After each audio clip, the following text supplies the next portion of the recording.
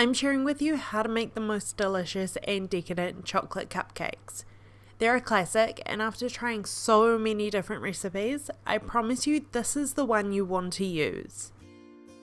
Welcome to Recipes by Karina, where I show you how to make classic and simply delicious recipes. Make sure to subscribe for a new video each week. These chocolate cupcakes are also part of my cupcake series, which you can find linked below. To get started, in a medium-sized mixing bowl, measure out 1 cup of white granulated sugar. If you would like the full recipe for these chocolate cupcakes, it will be on my website, as well as the full measurements listed in the description box below. I also have so many other cupcake recipes on my channel, so if chocolate isn't your thing, salted caramel or classic vanilla might be. To the sugar, we're going to crack in 2 medium-sized eggs. If you store your eggs in the fridge like I do, just take them out 30 minutes before you start baking so they have a chance to come up to room temperature. Measure out 1/2 cup of a neutral oil like vegetable or canola and pour into the bowl. One of the reasons I love this recipe is it uses oil instead of butter, so there is no need for any creaming. Chocolate cake and chocolate cupcakes usually always use oil instead of butter, as butter has a stronger flavour, so when you're making something like chocolate flavoured cupcakes or cake, you don't want anything competing with the flavour from the cocoa powder. Lastly, add about 1/2 teaspoon of vanilla. Always add vanilla to chocolate baked goods as it really brings out the flavour. Use a whisk to mix everything together until well combined. Set the wet ingredients to the side while we work on the dry.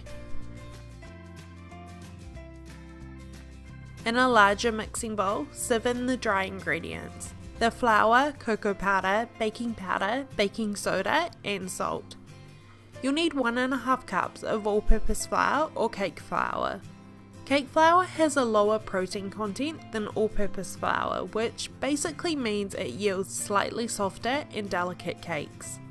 If you do a lot of baking, I would recommend trying to find cake flour, but if you just bake once in a while, all-purpose works perfectly fine, so don't worry. Next, add 1/2 cup of cocoa powder. Whichever kind you have, just make sure it is unsweetened. You can use a whisk instead of a sieve here, but I always find cocoa powder is full of lumps, so sieving usually works a lot better. These chocolate cupcakes pair perfectly with chocolate buttercream, which I'll share with you the recipe for once the cupcakes are out of the oven.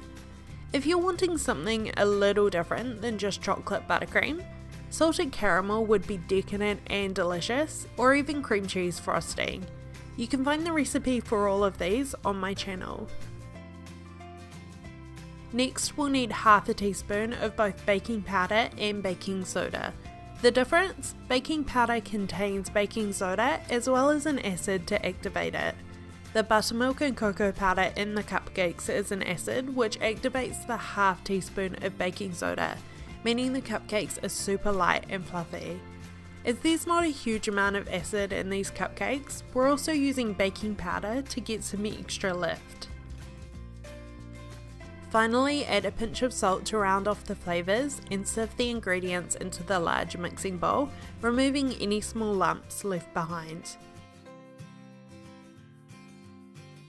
Mix all the ingredients together to make the chocolate cupcake batter.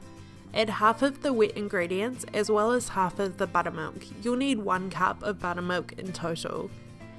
If you don't have buttermilk on hand, I'll have a recipe in the description box below how you can make your own when in a pinch. It uses 2 ingredients which you probably already have on hand. Use a wooden spoon to fold the batter together until the wet ingredients and buttermilk have been incorporated. Follow with the remaining and fold together until just combined. Adding the wet ingredients in half at a time helps to reduce the amount of lumps in the batter, as well as make sure everything is mixed well while not being overmixed. Be careful to not overmix, just enough so there is no longer any dry flour, or the cupcakes can quickly turn dry and tough. Line a 12 pan cupcake tin with paper liners and use a 1/4 cup cookie scoop to divide the batter and fill the tins. You only want to fill them 2/3 of the way, and I've found a 1/4 cup works best, so if you don't have a cookie scoop, try using a measuring cup instead. Bake the cupcakes in a 180°C or 350°F oven for about 15 to 20 minutes, or until the cupcakes spring back when pressed lightly in the centre. Cool the cupcakes completely before decorating. Chocolate buttercream is my preference on chocolate cupcakes, but there are also so many other flavours if you decide to do something different. To make the chocolate buttercream, you'll need 1 cup or 2 sticks of room temperature butter. It's very important that your butter is at room temperature. If it's straight out of the fridge, there is no way you'll be able to cream it, so just remove it about an hour or so before you're ready to get started.